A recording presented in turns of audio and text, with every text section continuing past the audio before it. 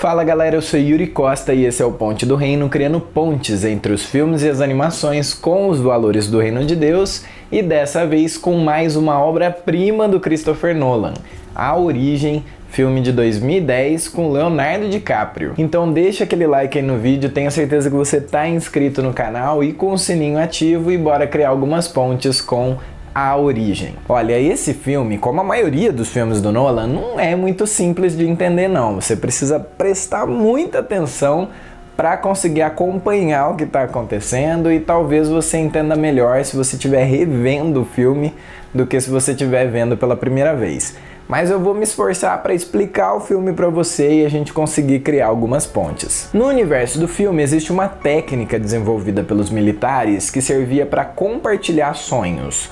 E a partir daí criou-se a ideia da extração, que seria uma pessoa que está compartilhando o sonho de outra, conseguir roubar os segredos e as informações sigilosas dessa pessoa. Você constrói este mundo, eu sou o sujeito, minha mente cria as pessoas, você pode literalmente conversar com o meu subconsciente. Essa é uma das formas de extrair informação do sujeito. E tem outra forma? Criando algo seguro como um cofre de banco ou uma prisão, a mente automaticamente preenche com a informação que está tentando proteger. Você entende? O filme começa com o Cobb, o personagem do DiCaprio, e a equipe dele tentando fazer então uma dessas extrações com um cara muito poderoso. E embora eles falhem nesse processo, o cara fica tão impressionado com o serviço que ele resolve contratar esses caras para fazer um trabalho ainda mais difícil do que uma extração, que seria uma inserção. Aliás, o nome original do filme é esse, tá? Inception. A inserção seria você implantar uma ideia na cabeça da outra pessoa de modo que ela fizesse as escolhas que você gostaria que ela fizesse. Em outras palavras, seria uma influência tão sutil e tão no subconsciente que a pessoa ia achar que a ideia era dela mesma, embora não fosse. Esse conceito é tido como impossível ou pelo menos muito difícil, e é por isso que o Cobb resolve conseguir uma equipe ainda melhor para conseguir realizar esse trabalho, que aliás ele topa fazer porque o empregador dele promete para ele que ele vai mexer uns pauzinhos e conseguir fazer o Cobb poder voltar para os Estados Unidos e para a família dele e deixar de ser perseguido pela polícia lá. Se eu subir nesse avião e você não cumprir nosso acordo, quando aterrissarmos irei para a cadeia pelo resto da minha vida. Termine o serviço no caminho.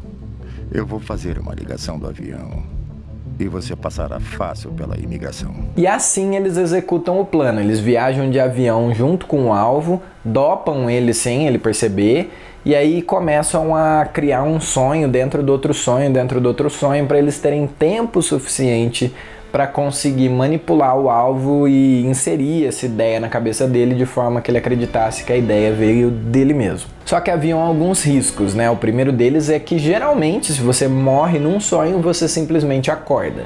Só que para eles conseguirem ir tão profundo na mente do cara, eles iam precisar criar um sonho dentro de um sonho dentro de um sonho. Pois é, doideira, né? E aí, para eles conseguirem fazer tudo isso, eles iam precisar estar sedados com um composto muito forte para que eles não acordassem por qualquer outro motivo.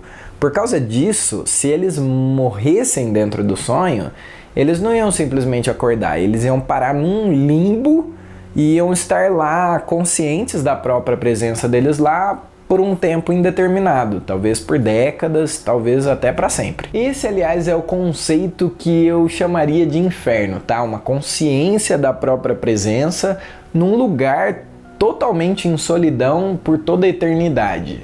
Tudo bem que a comparação aí no filme tem as suas limitações, né? Mas faz a gente pensar sobre isso. Quanto tempo pode se ficar preso lá?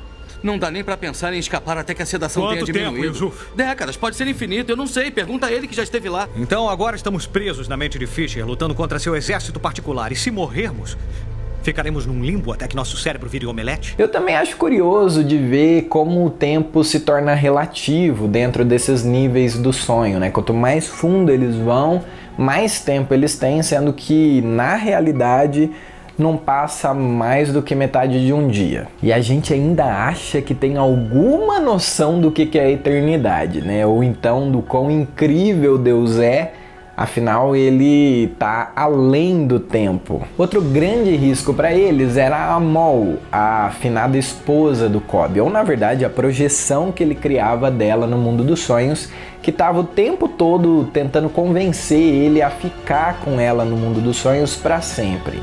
Aliás, grande parte da trama do filme é sobre isso. Em algum momento do filme, a gente descobre que o Cobb e a Mol passaram tanto tempo no mundo dos sonhos, criando, explorando, dando uma de Deus lá, né? Inclusive fazendo coisas a partir da memória deles, que acabou ficando indistinguível o que era sonho e o que era realidade. O Cobb, temendo ficar ali para sempre iludido, ele tenta convencer a Mol, sua mulher, de que aquele mundo era um mundo de sonhos e que o único jeito deles saírem dali para um mundo de verdade era se eles morressem naquela realidade. Que o mundo dela não era real. Que a única saída era a morte. O problema é que depois que os dois morrem naquela realidade e voltam para o mundo real, a ideia que ele colocou na cabeça dela de que o mundo era um mundo de sonhos e que o único jeito de você ir para o mundo real é se você morresse, continua na cabeça dela. Então agora ela tá no mundo real, mas ela continua achando que aquele mundo que ela tá é um mundo de sonhos e que ela precisa morrer ali para ir para o mundo de verdade. E aí, por conta disso, ela acaba tirando a própria vida e ele passa o resto da vida dele foragido da polícia porque todo mundo acha que ele que matou a esposa. Ah, e claro, né, tem mais um risco que era o próprio subconsciente do alvo, do Fisher, né, que foi treinado para lidar com invasores. Então é por isso que o filme todo, em todos esses níveis de sonho, eles estão o tempo todo lidando com um monte de gente armada e militarizada. Eu só vou fazer uma pergunta. Por que nós fomos encurralados? Eles não eram projeções normais. Tinham sido treinados. Tem razão. Treinados como? O Fisher fez com que um extrator ensinasse seu subconsciente a se defender para que ele fosse militarizado. Por conta disso tudo, o Cobb precisa ir ainda mais fundo do que esse terceiro nível, passando dele para esse limbo aí que ele criou com a esposa, porque em algum momento nesse terceiro nível, o Fisher, que era o alvo, e o empregador dele acabam morrendo e por conta lá do sedativo, eles não simplesmente acordam, eles vão parar nesse limbo. Então ele vai atrás para resgatar esses caras. No fim das contas, eles conseguem trazer esses caras de volta, a inserção é feita e aí eles vão acordando, né, voltando cada uma dessas camadas dos sonhos até a realidade. O Cobb consegue voltar para os filhos e o filme termina com ele rodando aquele peão lá que ele usava para ter certeza se ele estava na realidade ou em algum sonho. Porque quando era um sonho e ele rodava o peão ficava girando para sempre, né? Só que antes da gente ver se o peão parou de girar ou não, o filme termina com ele indo lá ver os filhos, ele fica distraído, a câmera foca no peão girando e não mostra o tempo suficiente se o peão ia parar de girar ou não, deixando o espectador com uma pulga atrás da orelha, né? Será que aquilo também era um sonho ou será que era a realidade?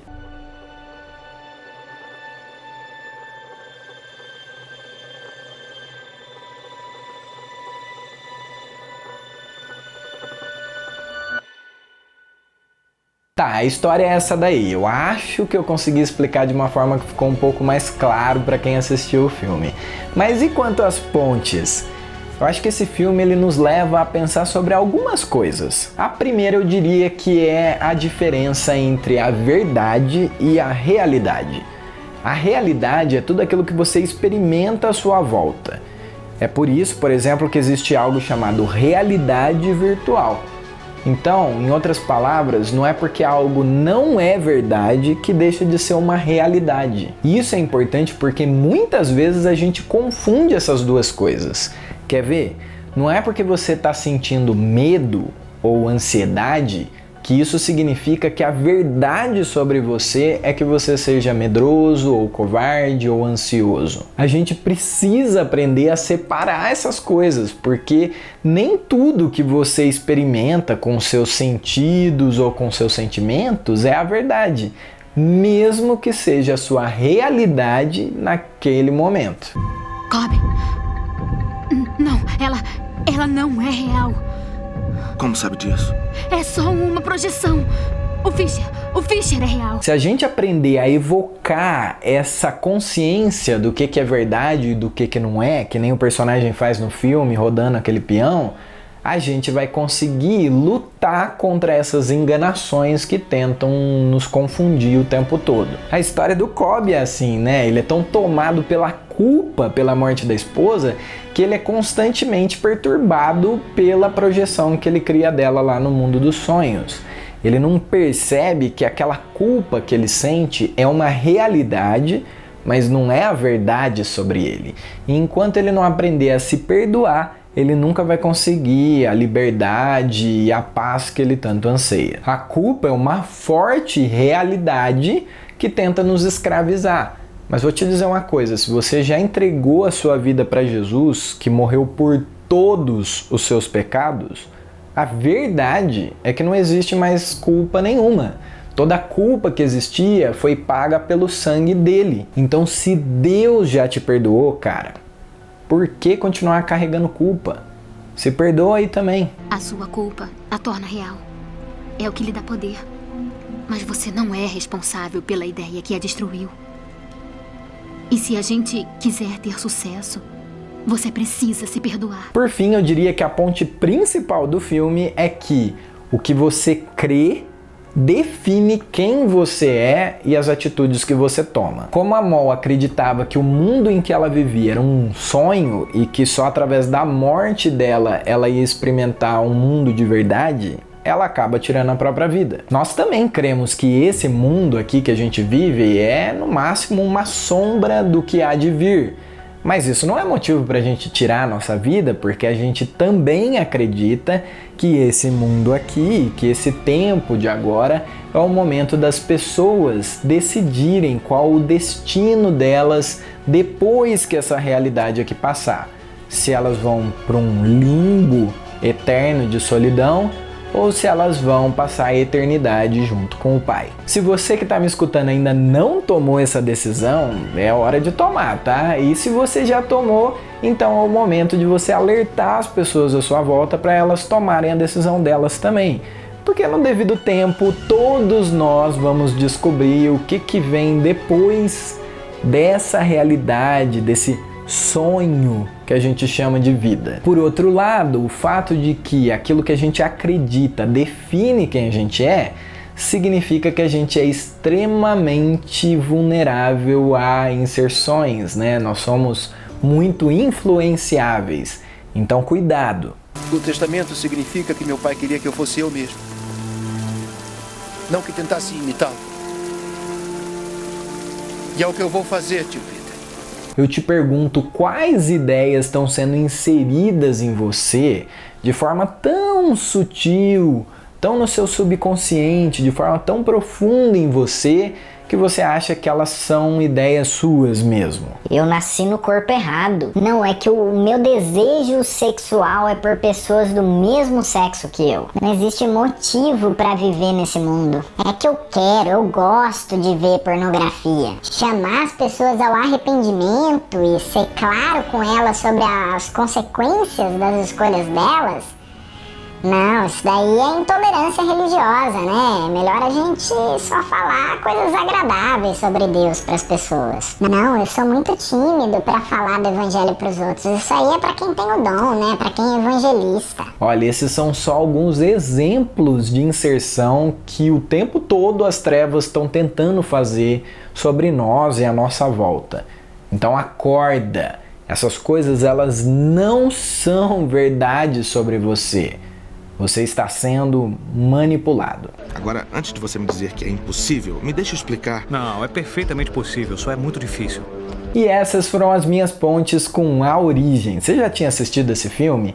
Você entendeu ele de primeira assim ou você ficou meio confuso? Vamos trocar uma ideia aí nos comentários? Ah, e lembra também de seguir o Ponte do Reino nas redes sociais e de compartilhar esse vídeo por lá com seus amigos e familiares, se você gostou, né? Nos grupos de WhatsApp e tal. E claro, bora criar pontes, porque Deus também fala com a gente através dos filmes e das animações.